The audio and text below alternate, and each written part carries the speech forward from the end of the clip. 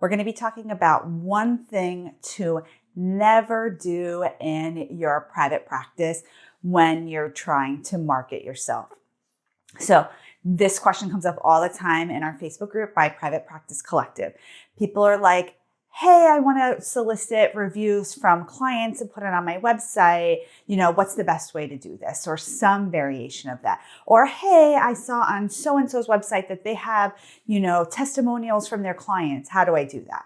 Now, I haven't reviewed every single ethics, for the manual and board information. And, I haven't reviewed all of it, but I do know that in every single ethical, bounds is that we are not to solicit reviews from clients. We as therapists have a power over our clients. There's a power dynamic there. They teach that to you in grad school, and it needs to be remembered at all times.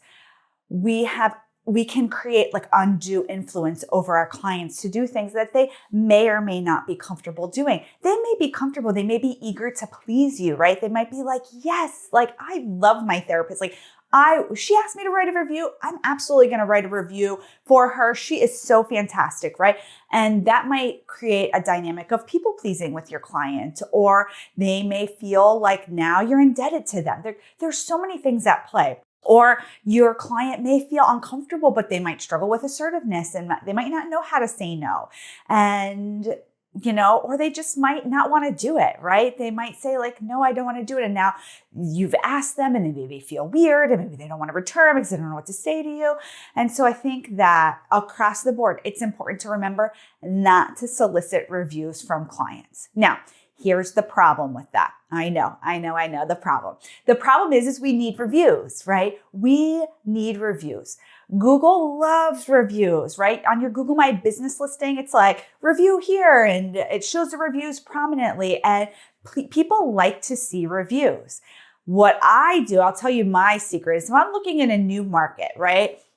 I'm researching a market. I look at the therapist with the most amount of reviews and I'm like, I'm going to beat them by one, right? I want one more review than they have. Reviews are important. It is how people find you. People read those reviews. They want to see what other people have to say. Reviews are a part of our zeitgeist now, right? So it's we have to have that in our pockets in an ethical way. And so there are ways that you can ethically get reviews. I will tell you about that in a minute, but I do want to say that we can't just ignore reviews, right?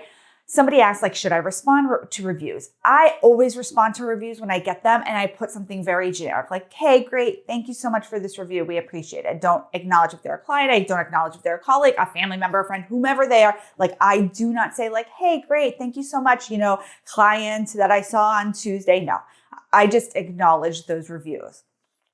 I do think reviews are important. I think they're going to play a bigger role. A lot of insurance companies are rolling out reviews on their websites. And so when you pull up different doctors on the websites, they have reviews now. So I don't think reviews are going away. So we have to embrace them as therapists. I'm going to tell you how to get ethical reviews, but first I want to thank our sponsor, TherapyNotes. If you're looking for an electronic health record that's really full service, one that can help you run your practice, whether it's virtual, in person, whether it's private pay insurance, I want you to check out TherapyNotes. They have a free telehealth option. They have a really good credit card processing embedded into their system, and it's really competitive in terms of the rate that is charged to run those credit cards.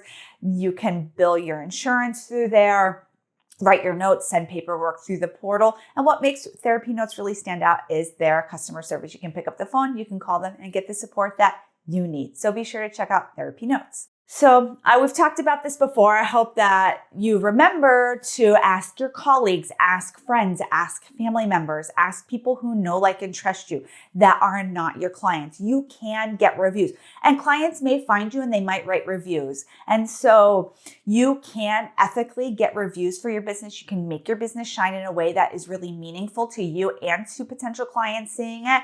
And don't feel like if you do get a bad review that that's the end. You might get a bad review. Acknowledge whatever is going on in that review if you can. And if it's something like somebody wrote a bad review on us and it was something we needed to take care of that. And it was something we were in the process of taking care of, but it just timing doesn't happen as fast as that. And so it was something like, yeah, okay, I understand that this is a complaint. And so it's not always, super detrimental to your business to get a bad review. It doesn't feel good. I definitely don't like it. It's like my worst nightmare. I'm not going to lie. I hate it. But I understand that when you open yourself up for reviews, you're opening yourself up for good and bad. And hopefully you have way more good than bad. I'll see you soon, everybody. Bye.